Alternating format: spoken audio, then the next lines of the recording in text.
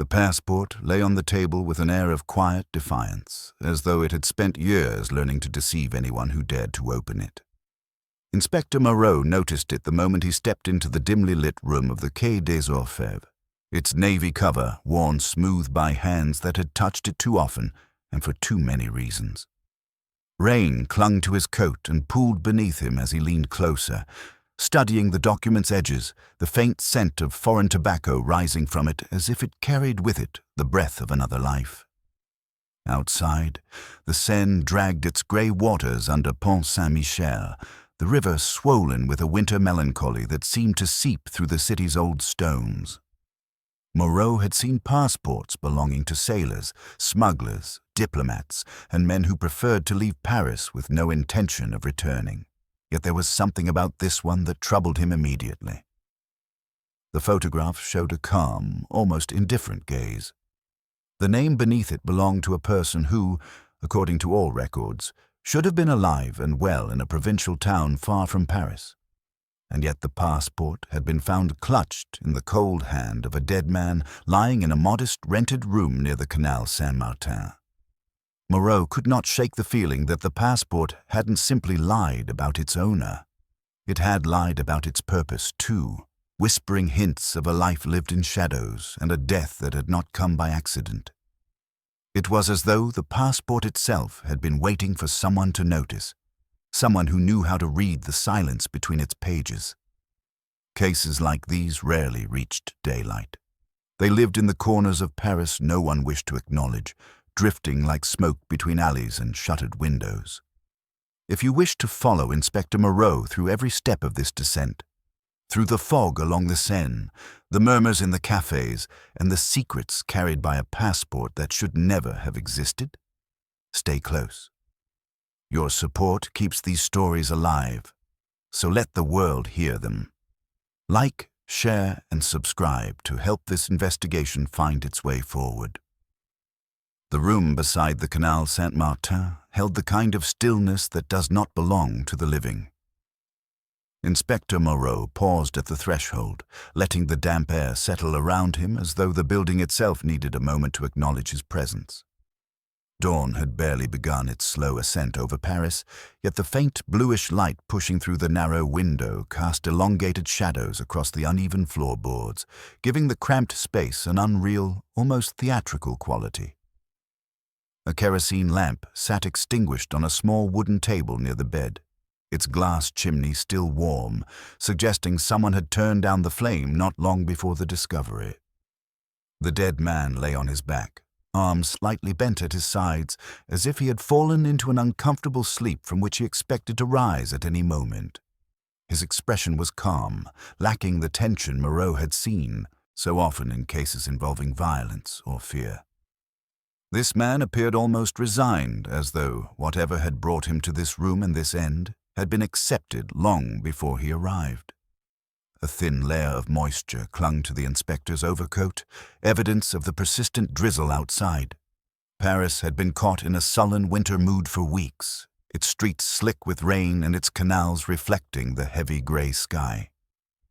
Moreau moved closer and knelt, studying the contours of the man's face. He appeared to be in his early 40s, though the wear along his cheeks suggested a life spent observing the world from the edges rather than the center. His hands were calloused in an odd pattern, one Moreau recognized from men who handled tools, not for construction, but for precision. A craftsman's hands, perhaps, or someone accustomed to delicate mechanical work. The fingertips bore faint traces of ink, the kind used in older stamps or writing instruments that bled through cheap paper. It struck Moreau immediately that the man did not belong in this modest rented room, with its threadbare quilt and mismatched furniture. The character of his features and his understated clothing hinted at someone who tried to remain unnoticed, yet never entirely succeeded. Lucas, the officer assigned to secure the scene, stood stiffly near the door as though uncertain whether to interrupt. Moreau gestured for him to wait, then leaned over the single small suitcase pushed halfway beneath the bed. It was inexpensive but carefully maintained, its frayed handle wrapped neatly with cloth. Inside lay a pressed white shirt, folded with a precision that bordered on ritual. Beneath it, a letter rested atop a worn leather wallet. Moreau lifted the letter first, feeling the texture of the paper. Thin, slightly rough, the type used more commonly in provincial shops than in Parisian ones. The handwriting trembled across the page, each loop and stroke betraying a hand unsettled by haste or fear. The message was fragmented, stopping and starting as though the writer had struggled to articulate a thought too heavy to carry alone. There was no signature, no date, only a final line that trailed into emptiness, as if the writer had paused to listen for footsteps approaching from somewhere beyond the window. The wallet contained the passport he had already seen back at the Quai des Orfèvres, its cover softened by years of use. Moreau opened it again, studying the photograph with renewed curiosity. The man in the image looked slightly younger but unmistakably different from the body before him. The listed name was familiar in a distant, almost echoing way, a name he associated with papers filed in some forgotten provincial corner. The revelation left a hollow impression in his chest. A passport, it was supposed to be a declaration of identity, a compact between the world and its traveler. Yet this one contradicted the body now lying motionless on the bed. The eyes in the photograph carried a glint of mischief. The eyes of the dead man held no such memory. It felt as though the passport had been borrowed, perhaps willingly, perhaps not. Moreau stood and glanced toward the window, where the city beyond stirred into its early rhythms. A barge drifted along the canal, its engine churning softly through the heavy air. A woman hurried across the footbridge, clutching her coat against the cold, unaware of the quiet death that had unfolded only a few meters from where she walked. The inspector observed these movements with a detached attentiveness, sensing the fragile boundary that always separated the living from the stories the dead left behind. He listened for the faint hum of the city, the distant clatter of a bakery preparing its morning bread, the muffled voices drifting through thin walls. Paris seemed to breathe with him, its pulse steady but indifferent. The landlady, Madame Brière, stood outside in the narrow corridor, wringing her hands in a slow, continuous motion. Moreau approached her gently, knowing the shock in her expression was genuine. She was a small woman with a tightly pinned bun of gray hair and the weary posture of someone who had spent decades tending to tenants of varying dispositions. She explained in a trembling voice that the man had arrived 2 days prior, paying for his room in advance with money that didn't look suspicious until now. He spoke little, ate even less, and left in the evenings to walk along the canal. She had heard him return last night just after midnight, but had not seen him since. Moreau noted her glances toward the staircase, the way her eyes darted as though trying to recall whether she had heard anything else. Anything that might trouble the quiet facade of her building. When she hesitated, Moreau softened his tone. She admitted she had seen a silhouette in the hall around the same time the man returned, a feminine figure, cloaked and quick-footed, moving with the confidence of someone who did not wish to be noticed. Madame Brière could not see her face. The shadows concealed her too effectively. But the landlady was certain the woman entered the same room the dead man now occupied. Moreau felt an involuntary tightening in his chest. A woman had been here, and she had left no trace behind. He returned to the room to examine the space once more, searching for impressions that might confirm the landlady's account. The kerosene lamp, still warm earlier, suggested the meeting had taken place within hours of the man's death. The faint scent of a different perfume, powdery with a sharp undertone of citrus, lingered just above the mattress, too delicate to belong to the dead man. Moreau traced his fingers along the surface of the bedside table, noting the absence of dust in a circular outline where a glass might have rested. Only one glass remained on the small shelf. The second was missing. Lucas cleared his throat, handing Moreau a folded piece of parchment. It had been found at the foot of the bed, partly tucked under the man's shoe. Moreau unfolded it carefully. A train schedule. Gare de l'Est, Arrival and departure times marked faintly in pencil. One of the times was circled 23:40, a late train from Strasbourg. The ink on the passport stamp matched this route, though inconsistently. Something about the way the date had been pressed felt off, too light in some places and too heavy in others, as though applied by someone unaccustomed to handling official documents. Moreau had spent years reading these small irregularities, learning the subtle language of forgery and deceit. A forged stamp carried nervous energy. It betrayed the hand that made it. This one bore restraint, almost hesitation, as though the person had attempted to mimic authenticity without fully understanding its rhythm. The contradiction between the careful folding of the man's shirt, the precise arrangement of his belongings, and the clumsy stamp unsettled Moreau. It suggested two different instincts at war within the same person, or perhaps within two different people. He stepped back from the bed, taking in the entire scene in one silent sweep. The room no longer felt merely like the location of a death. It felt like the final outpost of a quiet struggle.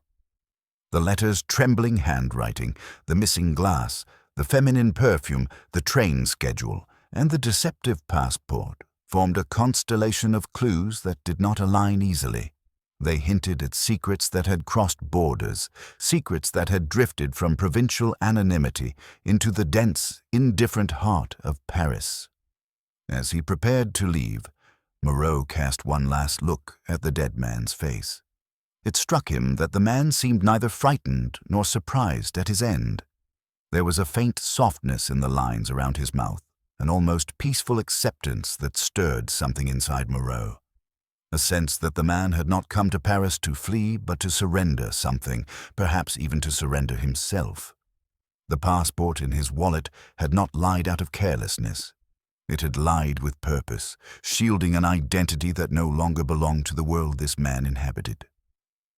Moreau stepped into the hallway, the floor creaking beneath his measured steps. The drizzle outside had thickened into steady rain when the faint light of morning stretched across the canal like a thin veil. The day was beginning, but the story behind this man's final hours had only just revealed its first shadow.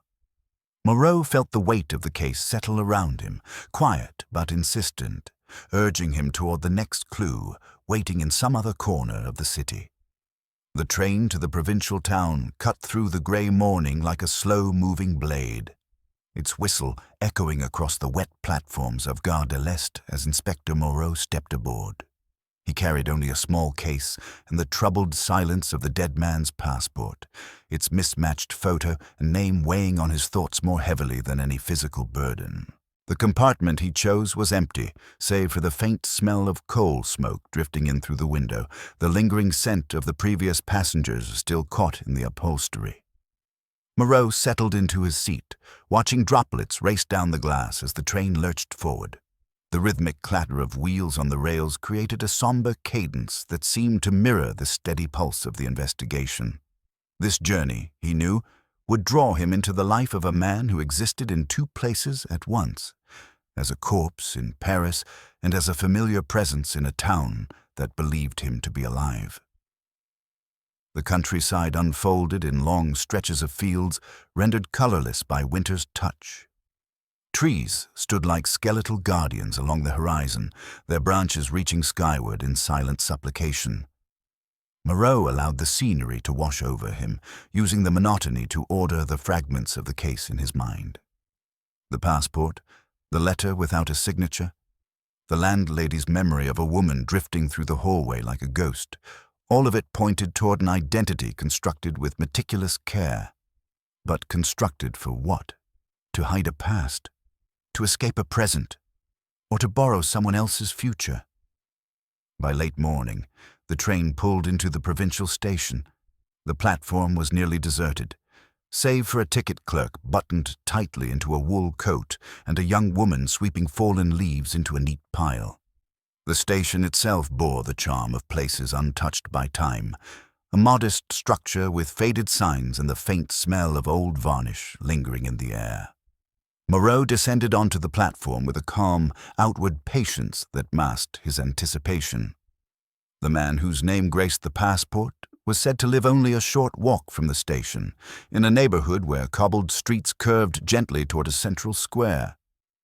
He began with the baker, a stout man with flour dusting his apron and the kind of broad, open face that usually welcomed conversation. The moment Moreau mentioned the passport name, the baker nodded enthusiastically, wiping his hands on a cloth before speaking. Yes, of course. He knew the man. Everyone did. A friendly fellow, always greeting passers-by with a quick smile and a half-formed joke. Came in for a brioche every Sunday morning without fail. Moreau listened, nodding in acknowledgement, though something in the description felt too convenient, too polished. He pressed gently for more. When had the man last visited? The baker paused, squinting as though searching his memory through a fog. Last week, I suppose, he said, but his uncertainty lingered in the air. Moreau thanked him and stepped outside, turning toward the canal that ran parallel to the town's central street. The water moved sluggishly beneath the low stone bridge, mirroring the dull sky.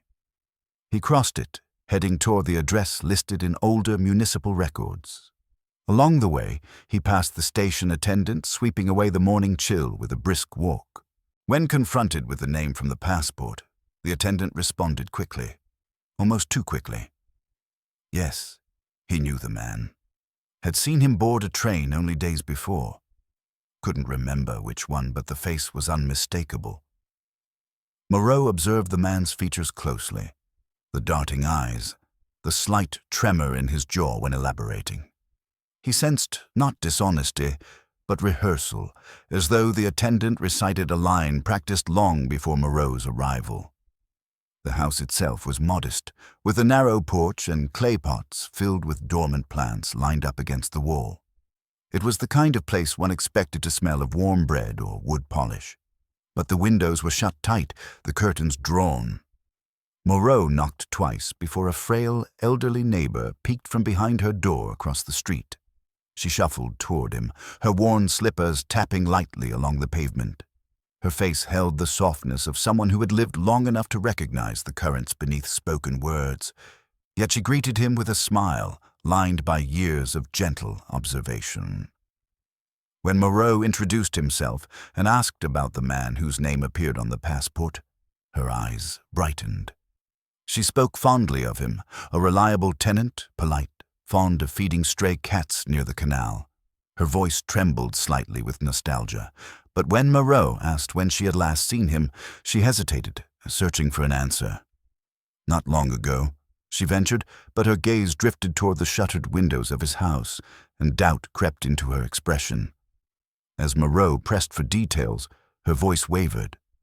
Perhaps it was a few days, or maybe longer. Time slips away at my age, she murmured, her hands fluttering nervously at her sides. Moreau offered a reassuring nod, though inside a tension began to coil. Each person had spoken of the passport's name with familiarity, yet none had offered a clear memory, a concrete detail, or a verifiable moment. The man, in their minds, seemed to exist only in vague impressions. General kindness, occasional appearances, harmless habits. It was as though they knew of him, but not truly him. Moreau sensed an absence wrapped in presence, a silhouette maintained by collective agreement rather than personal experience. He walked the perimeter of the neighborhood, letting the winter air sharpen his thoughts. Children played near a fountain at the edge of the square. Their laughter contrasted starkly with the unease growing within him. A cafe owner claimed the man had visited often, always choosing a corner table by the window, yet the owner could not recall the sound of his voice or the specific drink he preferred. Coffee, perhaps, or tea. Something warm, he said, shrugging. Another neighbor insisted she saw the man carry groceries home every few days, but when Moreau asked what he bought, she faltered, offering uncertain guesses. The town, Moreau realized, was telling a story, whether out of habit, fear, or genuine belief. Its people had woven a portrait too simple to be real. The man they described felt like a composite, a blend of traits assigned over time rather than observed directly.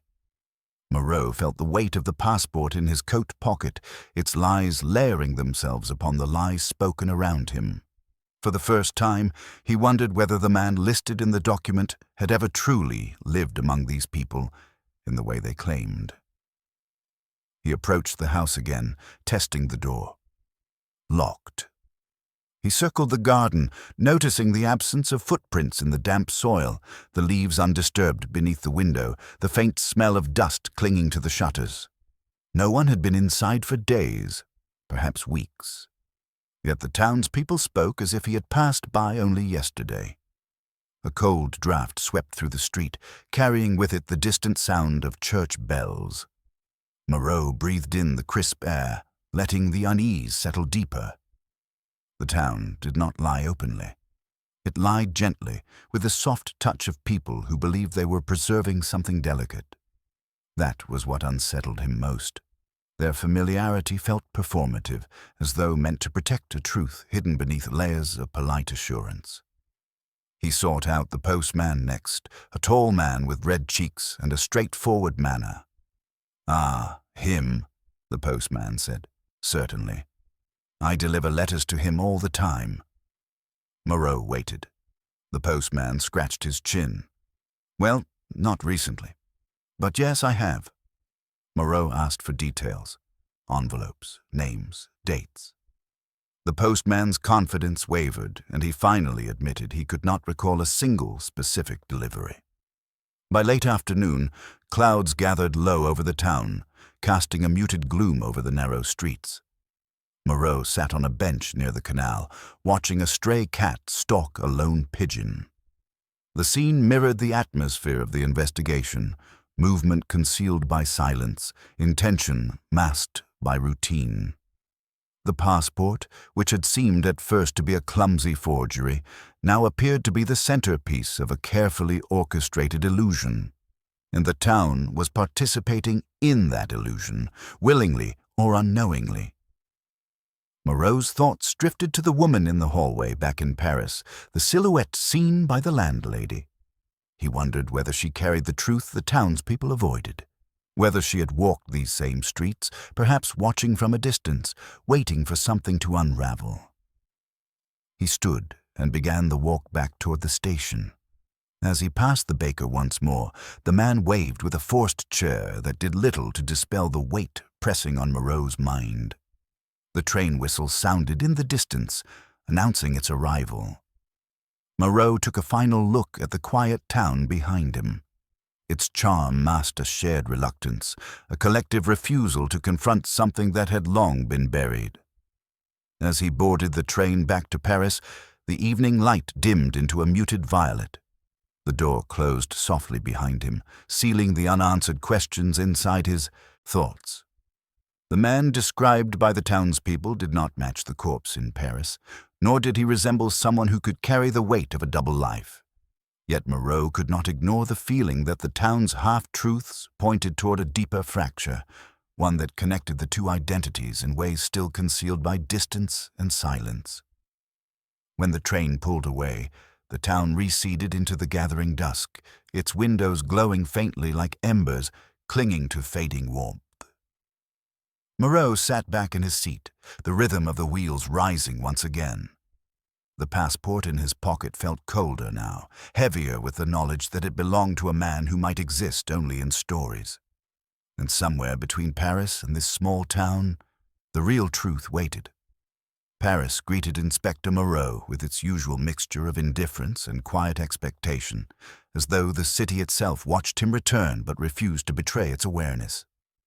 Evening had wrapped itself around the streets by the time he stepped off the train, and a thin veil of mist clung to the lamps that lined the station's facade.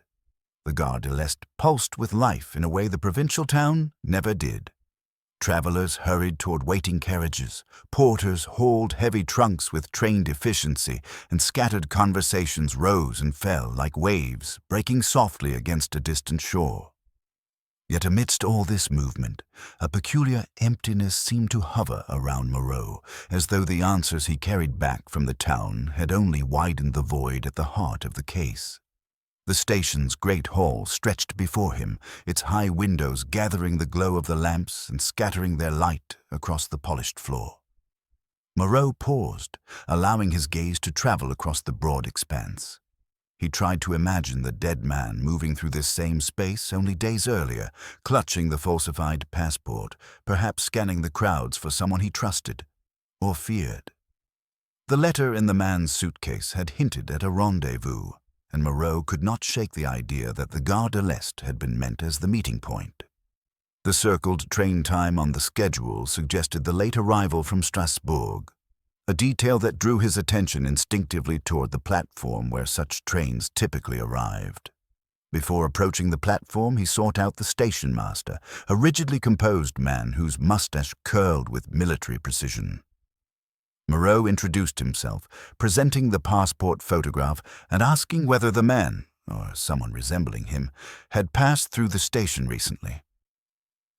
The station master frowned thoughtfully, adjusting his spectacles as he studied the image. After a moment, he conceded that he recognized the face, but only vaguely. A man of similar appearance had been seen waiting near the telegraph counter on the night in question. As for whether he had boarded a train or met someone, the station master could not say, but he had noticed something else. A woman. Not just any woman, but one who carried herself with an unmistakable poise. Her coat buttoned to the throat despite the mildness of the station's interior.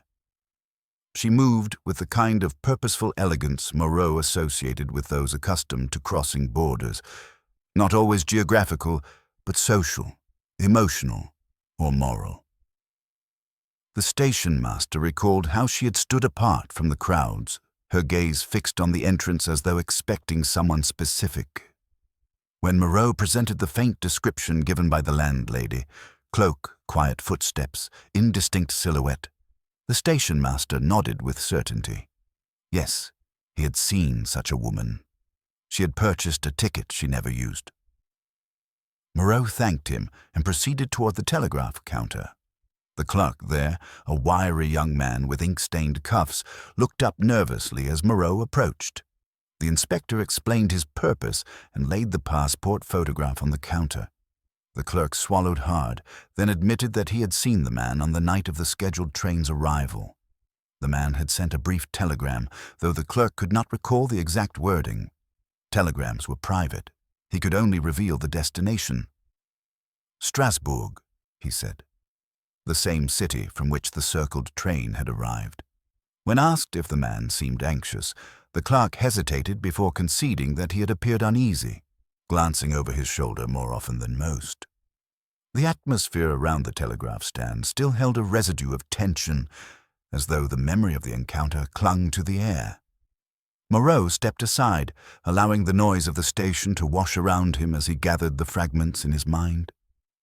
The dead man had waited near the telegraph counter, sent a message to Strasbourg, and possibly met the enigmatic woman who never boarded her train.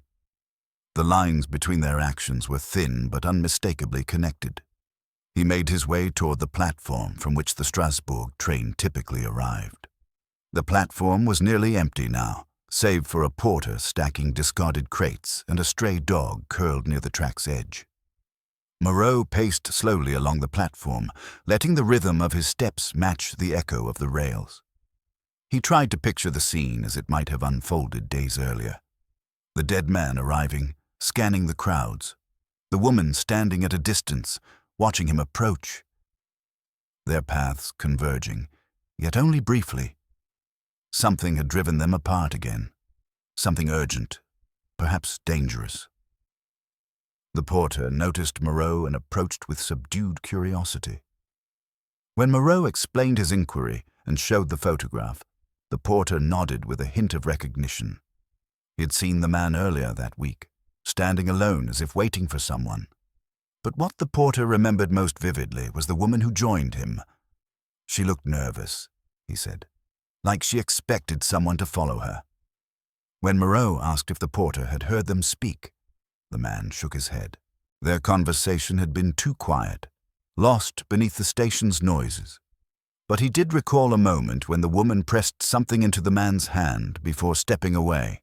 Whatever it was, the man had tucked it quickly into his coat. Moreau felt a cold ripple move through him. The woman had given the man something small enough to conceal, yet significant enough to require secrecy. And now the man was dead. He pressed the porter for more, but the man's memory offered only vague impressions. The sharp click of the woman's heels, the tension in her shoulders, the way she disappeared into the crowd, despite her elegance drawing attention wherever she passed. Moreau thanked him, though the answers felt insufficient. He walked the length of the platform again, stopping near the telegraph office where a faint scent of perfume lingered, powdery, with that same citrus note he had detected in the room by the canal. His pulse quickened, not from excitement, but from realization. The woman had been here, and she had left behind an impression strong enough to withstand the rush of travelers who passed daily through the station. He followed the scent to the edge of the hall where a staircase led to a row of small offices. Some belonged to station officials. Others were storage rooms rarely used except during busy holiday seasons. Moreau descended the stairs slowly, listening for echoes of movement or voices. The rooms were empty, locked, undisturbed. Yet the narrow corridor carried a subtle warmth, as though the air itself remembered someone standing there only days before. Moreau paused at the end of the corridor, closing his eyes for a brief moment. The investigation had begun to shift from the tangible into the elusive, guided by impressions rather than certainties. But impressions had their own language, a language he had learned to understand in the silent hours spent studying crime scenes where clues hid in shadows and gestures, not in obvious evidence. Rising from the corridor, he returned to the main hall. The station's lamps flickered slightly, casting elongated reflections on the tiled floor. He watched the crowd move in currents, passengers crossing paths without seeing one another, station workers fading into background routines, travelers clutching their belongings with the anxious excitement of impending departure. Among them all, he imagined the woman again, walking with purpose, scanning faces, slipping into the background when necessary. Her existence in the case was a thread that tugged insistently, drawing him deeper with each passing hour. He stepped outside into the station courtyard, where the city's fog embraced the lamps in luminous halos. The cold air sharpened his senses, bringing with it the scent of wet stone and distant chimney smoke. Carriages clattered along the street, their wheels sending up small splashes from puddles formed by the day's rain. From across the courtyard, a woman in a pale green coat passed beneath a street lamp, her gait poised and deliberate. For a moment, Moreau's breath caught, though he knew it could not be her. Still, the sight reminded him that the woman, whoever she was, existed not in rumor or imagination, but in flesh and breath. She had stood in the man's room. She had touched his hand at the station, and she had vanished without a trace. Moreau's footsteps echoed across the courtyard as he began walking, not yet sure of his destination, but certain of his next steps. The woman's trail had not gone cold. Not entirely. Paris held her somewhere within its fog-drenched alleys and lamplit cafes. She might be watching, hiding, waiting, or fleeing. But she was here, and she held the answer to why the passport had lied. The kerosene lamp on Inspector Moreau's desk flickered with a restless glow, casting its wavering light across the letter he had unfolded countless times since returning from the Gare de l'Est. Its paper was thin enough to let the flame's glow seep through, illuminating the trembling handwriting as though the words themselves were shivering with the memory of the hand that had written them.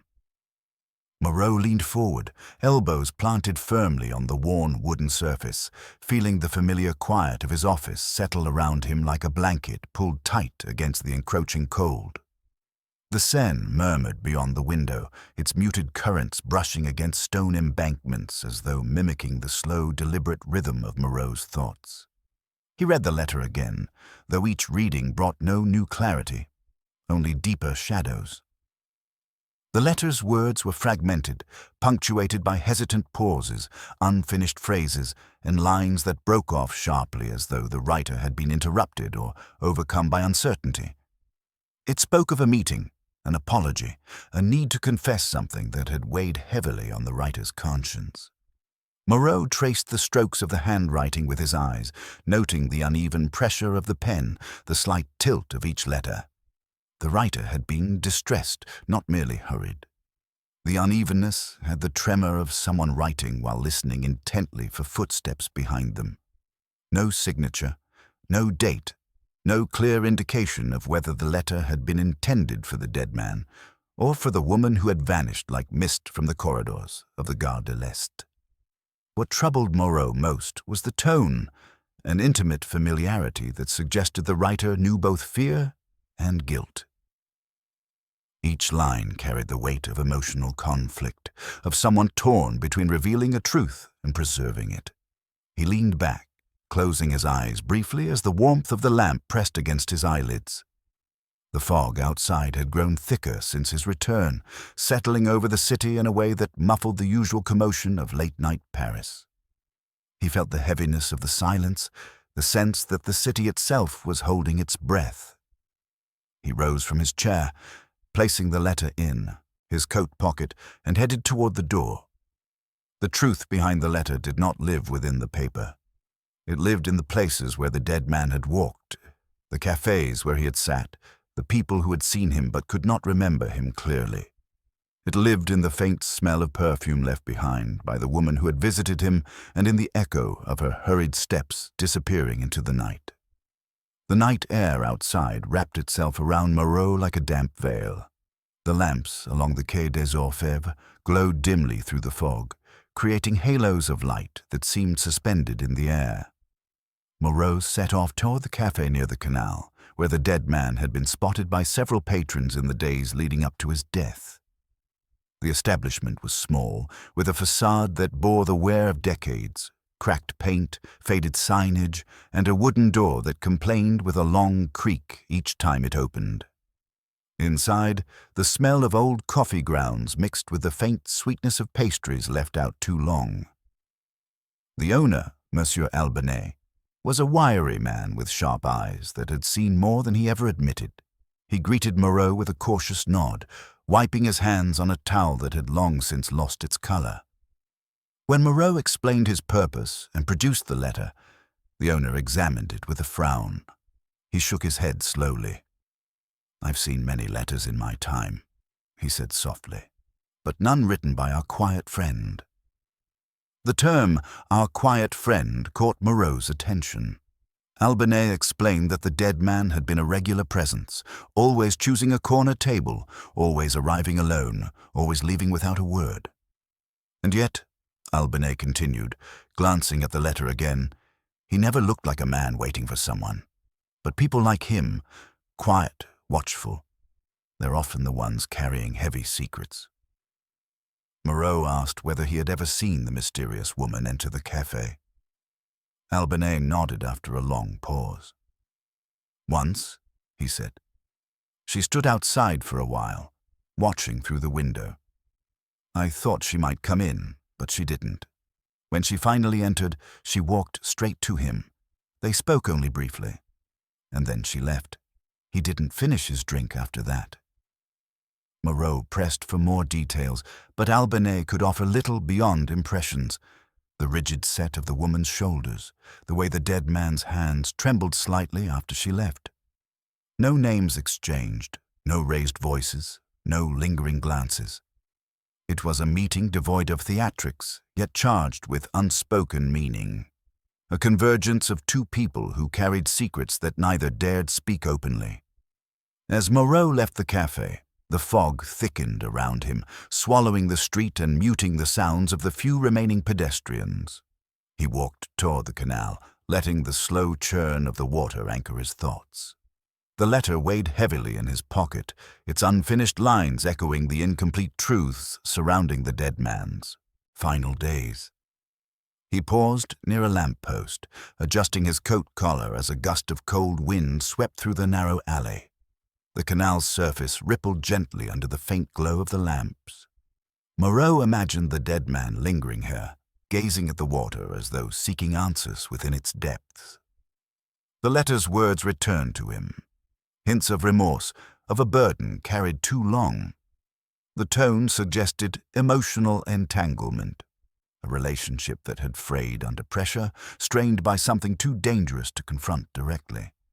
Could the letter have been written by the woman, or had the dead man been the intended recipient, waiting for a confession that never arrived?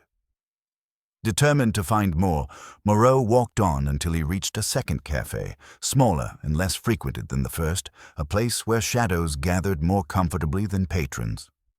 The proprietor, a sleepless-eyed woman named Madeleine, greeted him with a mixture of surprise and suspicion. When Moreau described the dead man and showed her the letter, her expression changed subtly. She recognized the handwriting, not from the dead man, but from someone who visited occasionally, a woman who sat alone for hours, writing furiously before tearing the pages apart. Madeleine recalled her pale hands, her trembling fingers, the way she always chose the same table near the window. "She never stayed long," Madeleine murmured. "Always left before the streets emptied. She looked like someone chased by her own thoughts." Moreau pressed further, asking whether the woman had ever spoken of the dead man. But Madeleine shook her head. "She was careful," she said. "Too careful." Leaving the cafe, Moreau returned to the street with a sense that the letters, scattered across the case, written, unwritten, destroyed, formed their own map of the woman's state of mind. She was neither careless nor cruel. She was someone pulled too tightly between fear and obligation, someone bound to the dead man by a shared history he had not yet uncovered. He returned to his office near midnight, placing the letter once more under the lamplight. The fog had crept beneath the window frames, carrying with it the scent of the Seine. Moreau stared at the trembling strokes of ink until the words blurred slightly. Then he reached for a small magnifying glass, examining the corners of the paper, the light indentations left by the pen. He found, near the bottom edge, a faint impression. One letter, perhaps two, etched into the paper without ink. The sign of someone who had hesitated, who had almost written a name before pulling away. The writer had nearly signed the letter, nearly revealed themselves. Moreau exhaled slowly. The letter was not merely an unfinished confession. It was a message caught between courage and fear, one that the writer had struggled to complete. It hinted at a truth so heavy that even anonymity could not protect the writer from its consequences. The flame of the lamp flickered once more, casting long shadows across the walls. Moreau felt the weight of the story pressing closer, its shape forming slowly in the dim light. The letter without a signature was no longer a clue. It was a plea. And someone still living in Paris carried the rest of the story in their trembling hands. Inspector Moreau stepped out of the Quai des Orfèvres shortly after dawn, though the sky above Paris looked no brighter than it had hours earlier. A thick winter fog draped itself across the city, softening the edges of buildings and blurring the horizon into a pale, indistinct grey. Lamps still glowed along the embankment of the Seine, their halos suspended in the mist like fading constellations. Moreau tightened his coat and began walking, his footsteps muffled by the damp air. The previous night had left him with more impressions than clarity, more shadows than answers. The unsigned letter, the faint indentation of nearly written initials, the woman's fleeting presence, all of it clung to him like the fog enveloping the city. But answers rarely presented themselves in full light. They emerged in fragments, in echoes, in the subtle tremors of Paris's quiet corners. He crossed the Pont au Change, the river below swirling with sluggish determination. As he walked, he replayed the clues in his mind, the trembling handwriting, the near signature, the scent of citrus-laced perfume, and the dead man's peculiar calmness. Moreau had begun to sense an emotional undercurrent to the case, a quiet desperation shared by more than one person, a desperation woven into the letter's unfinished lines. There was a tenderness in those fragmented phrases, the mark of someone who cared too deeply and feared too much. He wondered how long the writer had lived with that silent fear, how close they had come to stepping out of the shadows. His destination was a small walkway beside the river, where a night guard claimed to have seen the dead man in the weeks before his death. The walkway was nearly deserted, save for the distant silhouette of a fisherman perched beneath the arch of the bridge.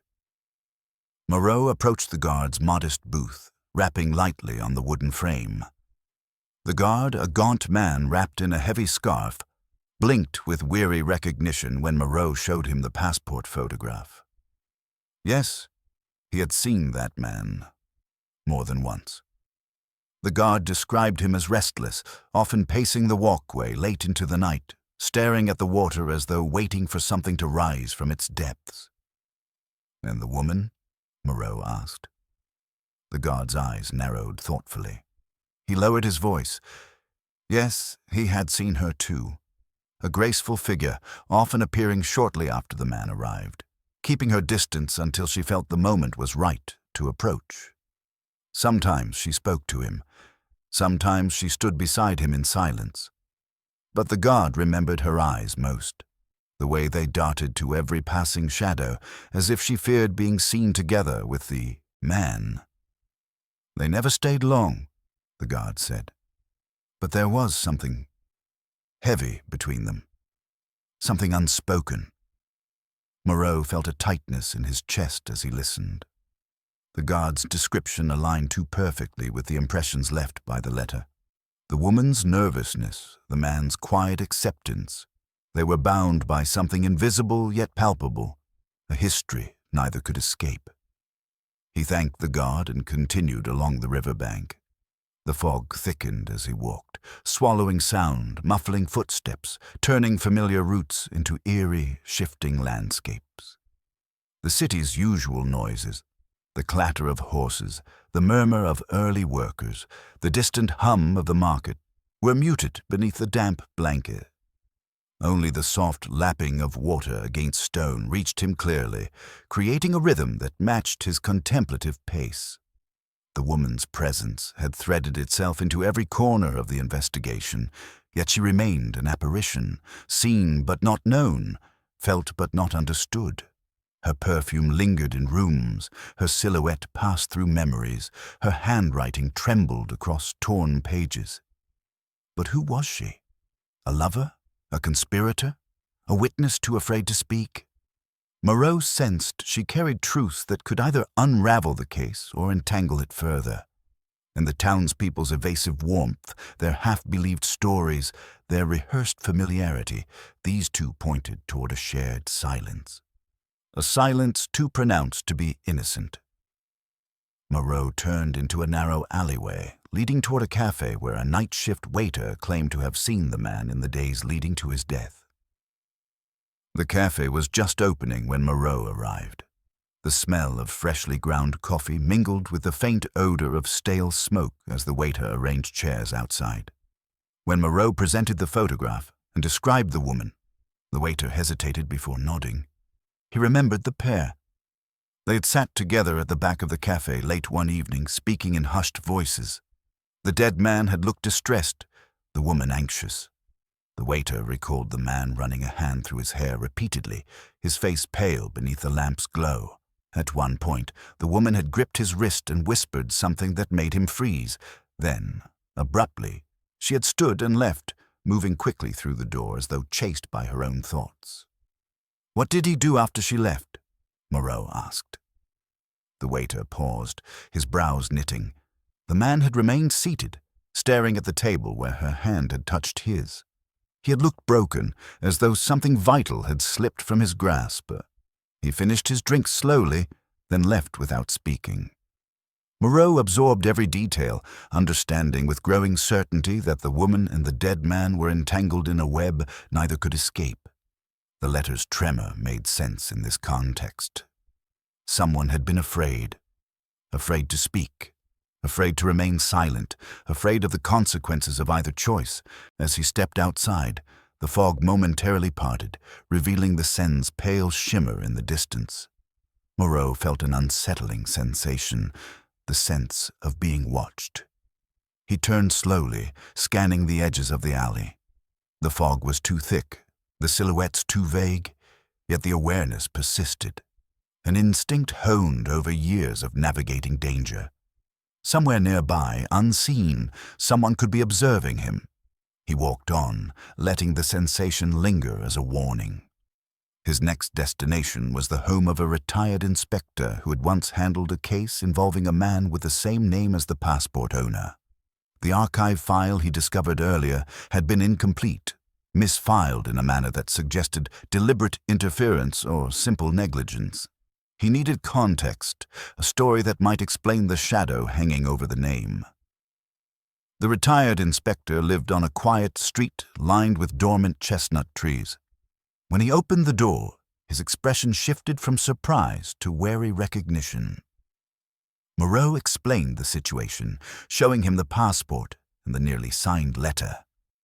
The man examined both documents carefully before motioning Moreau inside.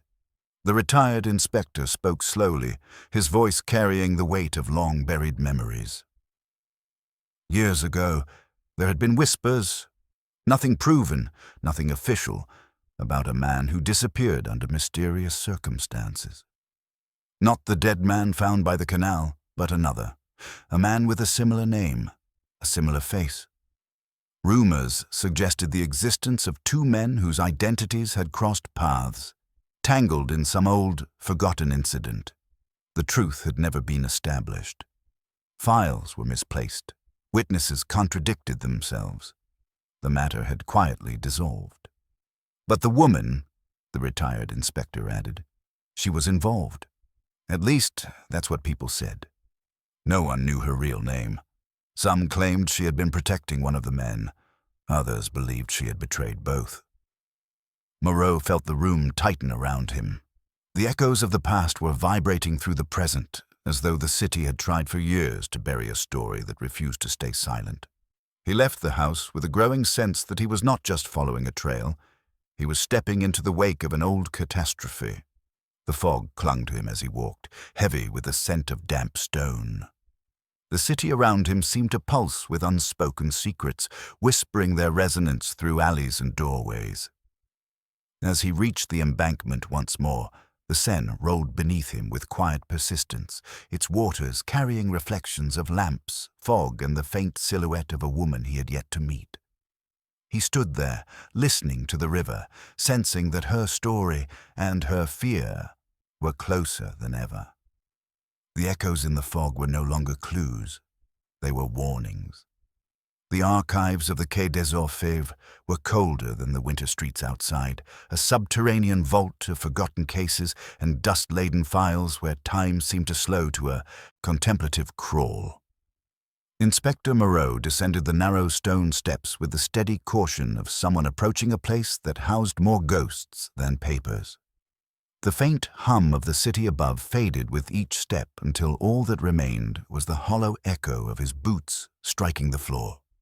Rows upon rows of wooden cabinets stretched out in rigid formation, their metal labels tarnished and their handles worn smooth by decades of searching hands. A single kerosene lamp flickered at a desk near the entrance, attended by a solitary clerk who looked as though he had been part of the archives since the last century. The man offered a brief nod as Moreau approached, but said nothing. Men who worked in the archives often learned that silence served them better than unnecessary questions. Moreau requested the old file connected to the name in the dead man's passport. The clerk frowned, leaning back in his chair, and then shuffled toward the back of the hall. The inspector followed, his fingers brushing the cold wood of passing cabinets. He had been here many times before, yet today the air felt heavier, as though the looming presence of the past had decided to bear down upon him. The deeper they walked, the stronger the scent of old paper and ink became, mingled with a faint mustiness that reminded Moreau of attics filled with childhood relics.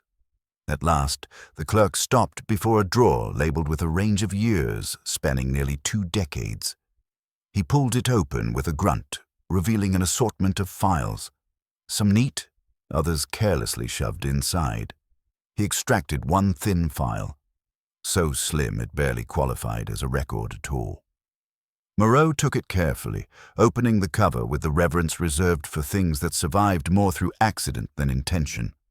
Inside, he found 3 sheets, a brief summary, a faded report, and a scribbled note. The summary described a man bearing the same name as the passport owner, reported missing from the provincial town nearly 15 years ago. No follow-up had been initiated. The report itself contained only a few lines written by a young officer long since retired. It stated that the man had been seen boarding a train to Paris and that his disappearance was likely voluntary. The note was the most intriguing, a hastily scrawled message from an unknown hand attached to the report by a single rusted paperclip. It read simply, "Ask her. She knows." No name, no date, no context. Just that cryptic instruction. Moreau felt a faint tremor at the back of his neck. He stood still for several seconds, listening to the silence pressing in from all sides. Her. The word resonated through him with uncanny clarity. The woman from the Gare de l'Est, the woman at the canal, the woman who had stood outside cafes and disappeared into shadows. She had been part of a story long before the dead man collapsed in his rented room. Moreau raised his gaze to the clerk, who watched him with an unreadable expression, as though he had seen inspectors react to such discoveries more times than he cared to recall. Moreau asked if the clerk recognized the handwriting. The clerk shook his head. It was impossible to identify. The archives had passed through too many hands. Still, the note felt deliberate, not misplaced. Someone had intended for it to be found, or perhaps someone had hoped it never would. He closed the file and walked toward the far end of the archives, where the older cases were stored. Cases dating back to times when documentation was less consistent, when investigations relied more on intuition than on orderly record-keeping. The cabinets here were older, their labels nearly illegible, their wood darkened by age. Moreau ran his hand over one cabinet, feeling its grain beneath his fingertips. The room felt like a confessional of forgotten sins. And somewhere within its collective memory lay the truth about the passport. He found a second file tucked in a drawer far from where it should have been, its placement too irregular to be mere chance. The file bore a similar name. Same family, same region. Inside, he found a single photograph. A young man standing in a field near a provincial river bank, leaning casually against a wooden fence. He resembled the man in the passport photograph, though younger, more carefree. But he did not resemble the dead man in the Paris room. They shared the same name, but they were not the same person. Moreau felt the weight of realization pressed down upon him. 2 men, 1 name, a missing identity, a forged passport, a woman appearing at their intersections like a restless spirit torn between the two. He tried to imagine the lives behind these fragments. Had the first man, the true bearer of the name, disappeared voluntarily, abandoning his life for reasons hidden in the fog of time? Had someone else assumed his identity, using the passport as a vessel to escape another past? Or had both men been connected through something darker, something the town and the archives had both attempted to bury? The smell of old documents clung to the air as Moreau pieced together the threads. He studied the photograph again, noting the tilt of the young man's head, the playful smirk on his lips. It was the expression of someone unburdened by fear. The dead man had carried no such lightness. His eyes had been resigned, his features drawn tight by fatigue or knowledge of impending danger. Moreau closed his eyes briefly. The 2 men had lived different stories, yet one had inherited the other's name. He turned his attention to the scribbled note. Ask her. She knows. The letter's trembling handwriting. The confession never completed. The scent of perfume that drifted through the dead man's room. The near signature. The woman's fear. Everything pointed toward her. He left the archives with the files in hand, feeling the cold air strike his face with renewed sharpness. Outside, Paris remained swallowed in fog, its streets muffled, its silhouettes blurred. The city felt like a living archive of its own, each street holding fragments of stories left untold. Moreau walked slowly, letting the quiet of the morning press against his thoughts. He knew now that the woman was not merely a witness. She was the thread that bound the identities of the two men, the missing, the dead, and the living. She had walked through each clue he traced, like an imprint hidden beneath thin layers of dust. As he crossed into the Latin Quarter, the fog lifted slightly, revealing cafes opening their shutters, bakers placing warm bread in display windows, and newspaper vendors arranging fresh stacks of the morning edition. Moreau paused to purchase a paper, scanning the columns as he walked. A brief mention in the crime section caught his eye. A report of a woman seen fleeing from a residence near the Rue de Lille after a confrontation. The description was vague, but the detail about her coat, long, dark, elegantly cut, aligned too precisely with what he knew. He changed direction immediately, weaving through the narrow streets toward the address mentioned in the report. The building stood quiet, its windows shut, its door unremarkable. A neighbor, sweeping his doorstep, spoke of raised voices the night before. "A man and a woman," he said. "She left in a hurry. He followed moments later. Haven't seen either since." Moreau's pulse quickened. The woman was no longer a ghost drifting through scattered testimonies. She was moving through Paris with urgency. She was being chased, or she was doing the chasing. He stood for a moment in front of the residence, letting the fog swirl around him as though the city were urging him onward. The archives had given him a shadow, a connection between two identities. But the living thread, the only thread capable of giving shape to the story, was slipping further into the fog. Her footsteps were somewhere ahead of him, faint but still traceable, and Moreau was ready to follow them into whatever shadows remained. The train carried Inspector Moreau back to the provincial town under a sky the color of tarnished pewter, its clouds sagging low enough to brush the tops of the distant hills. The countryside blurred past the window in muted shades of winter, bare trees, frost-tipped fields, stone houses that seemed to shrink from the cold.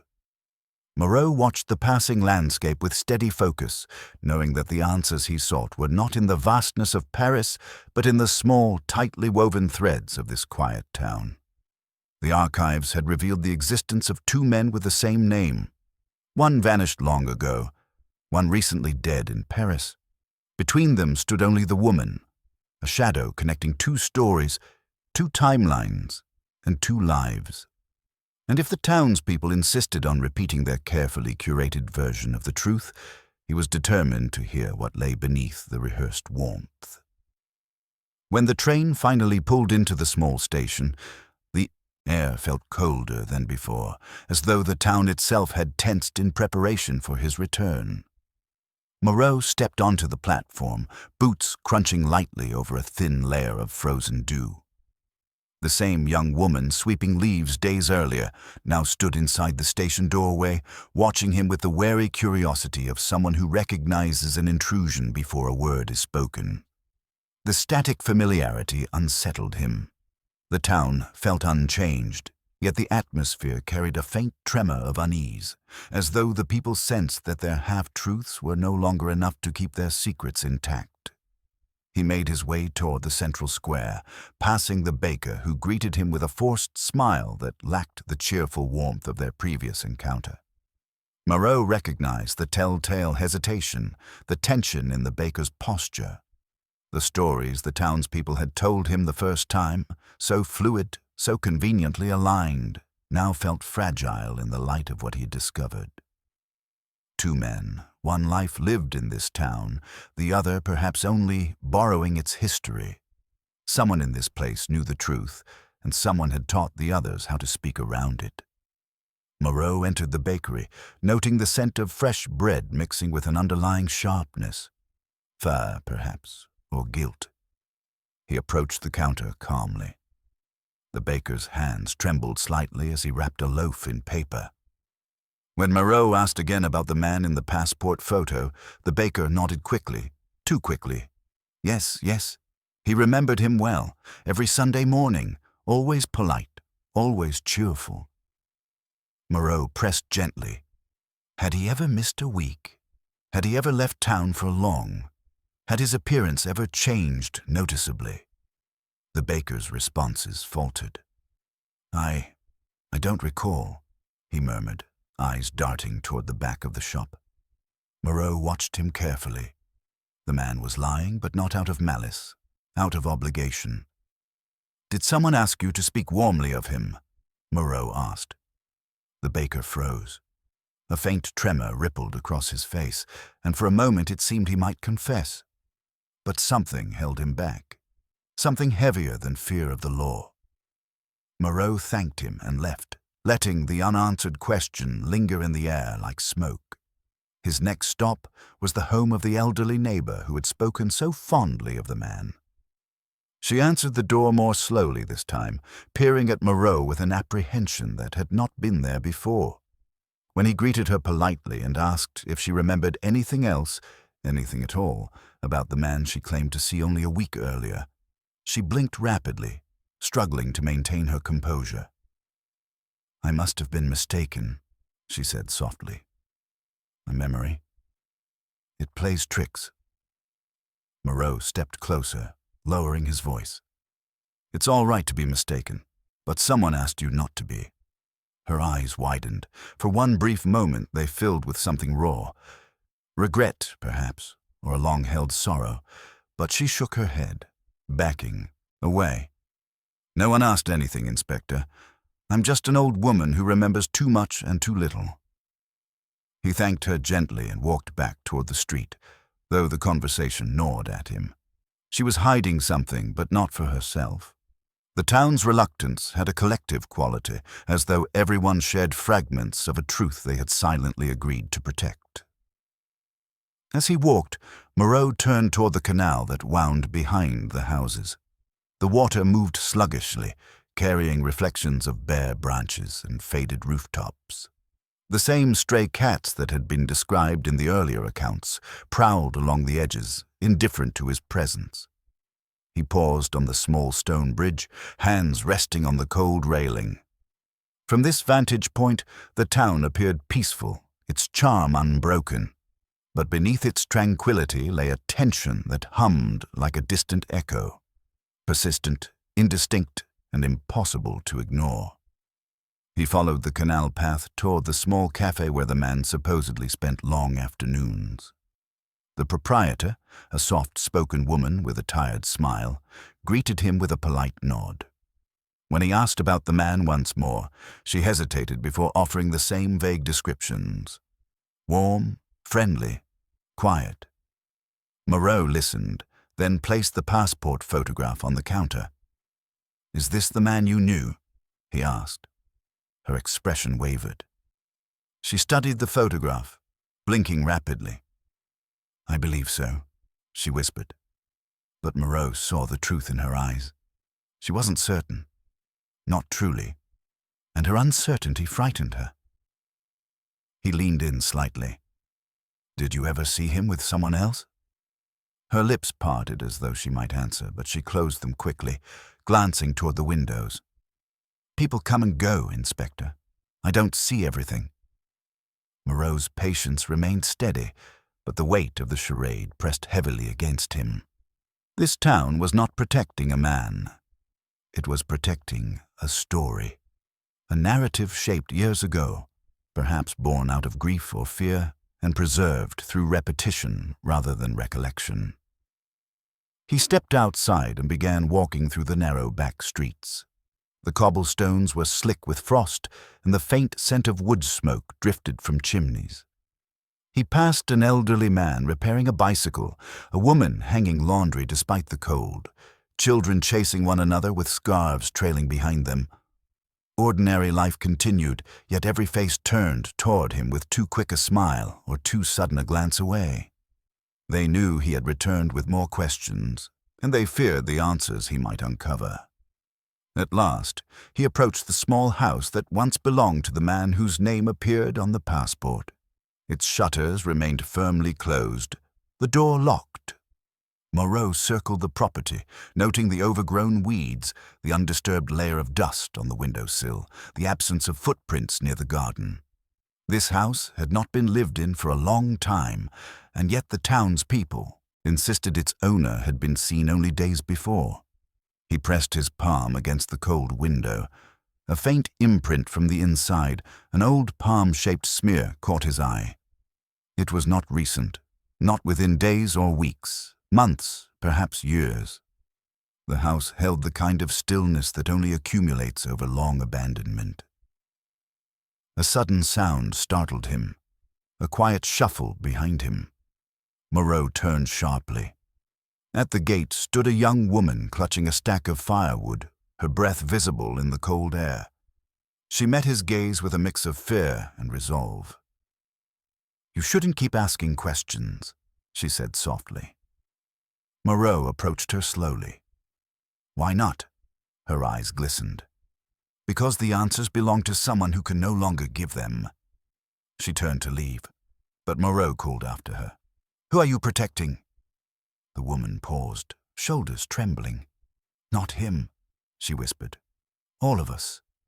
She hurried away, disappearing into a narrow lane before he could follow. Moreau stood still, her words lingering like frost on his skin. The town was not in denial. It was complicit, not in crime, but in silence. Their story, that the man had lived among them, laughed among them, greeted them every week, was a shield against something too painful to exhume. He returned to the square, where the church bells began to toll. The sound echoed across the rooftops, carrying a solemn weight that seemed to settle over the entire town. Moreau felt the reverberation in his chest. Two men had shared one identity. One had vanished, the other was dead. And the woman who haunted every clue carried the truth like a wound. The town's half-truths were no longer mere evasions. They were confessions, whispered beneath the surface, begging to be heard. The fog over Paris had begun to thin by the time Inspector Moreau returned from the provincial town, but the city had not yet surrendered itself to clarity. The lamps along the Seine flickered in the cold breeze, their reflections trembling across the dark water like fractured memories.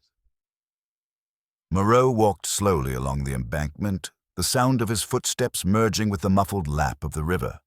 The town's half-truths still pressed against his thoughts, soft, persistent, and burdened with unspoken sorrow.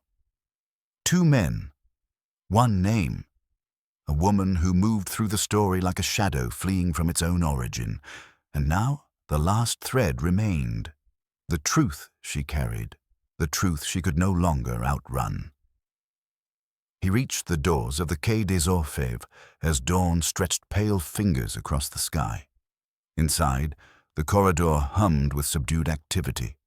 Officers whispered over reports, typewriters clicked steadily, and the air smelled of damp wool and stale tobacco. Moreau made his way to his office, where the unsigned letter waited beneath the lamplight.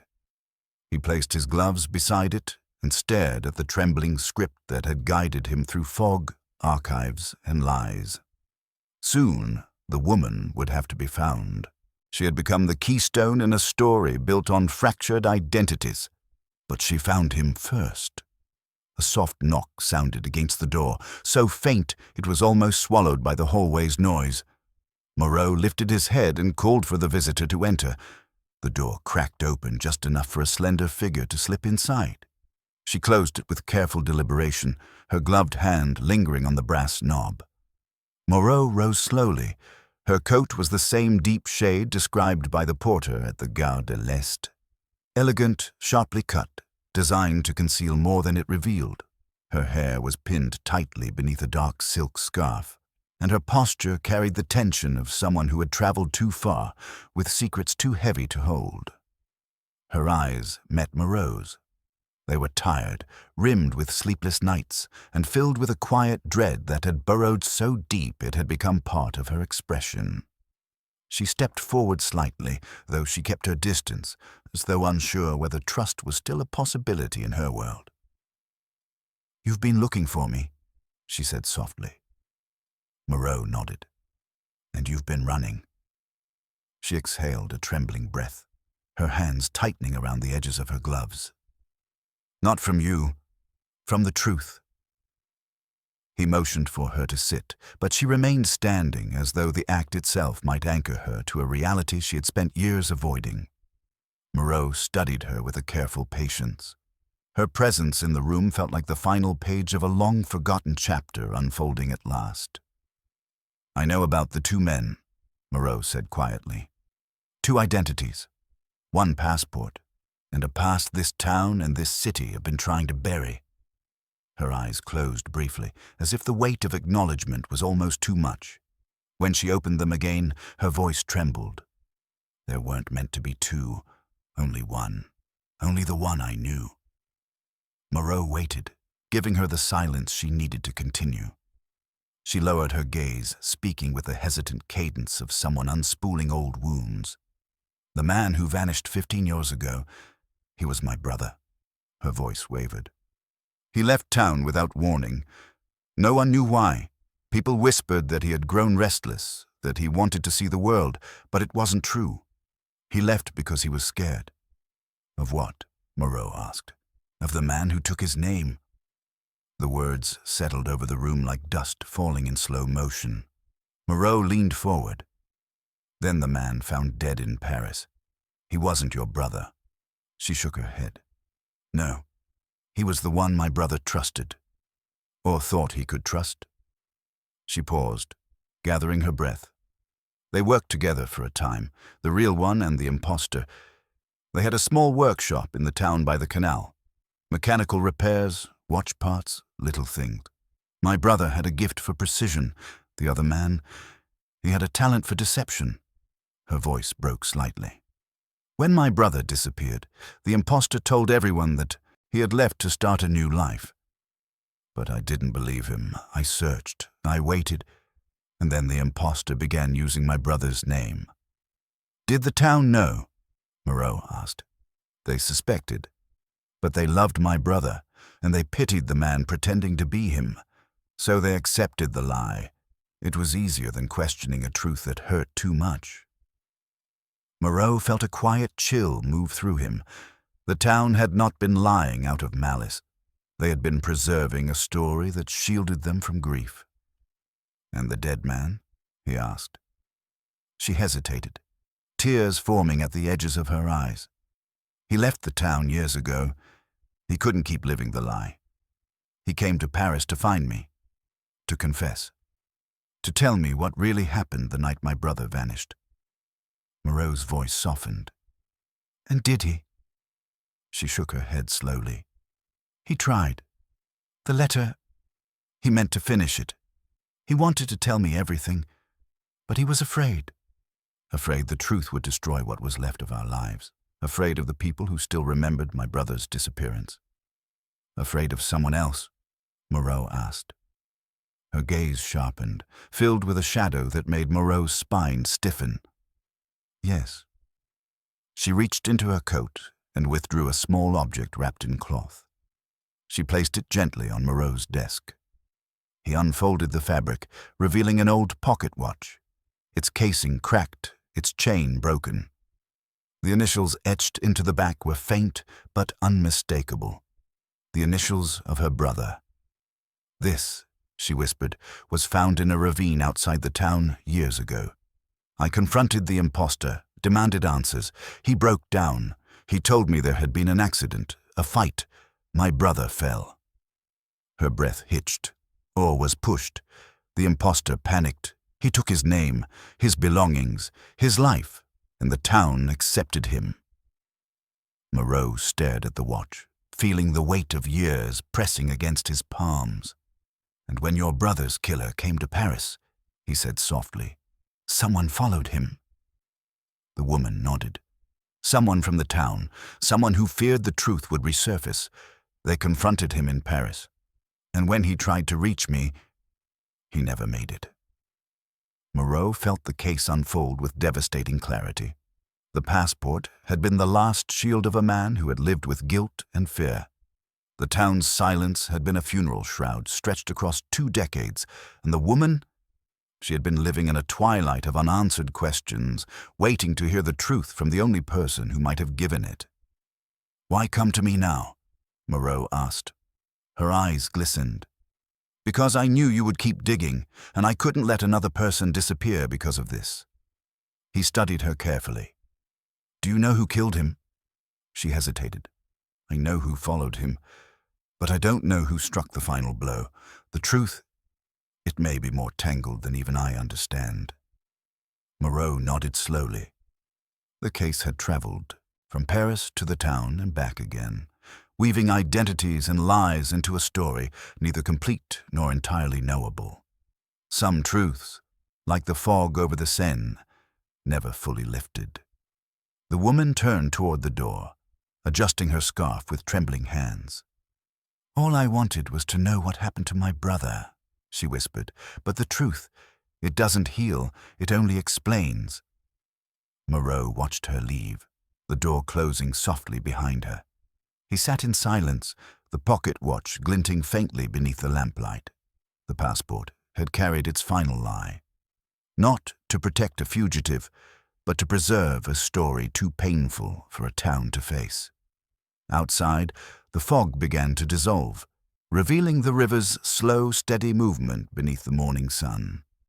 Moreau stood, placing the watch gently beside the letter and the passport.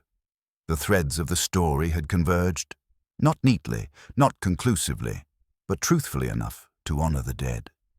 And in the quiet of his office, with Paris awakening around him, Inspector Moreau understood the case as it truly was. Not a mystery solved, but a grief uncovered, a truth reclaimed, and a lie laid to rest.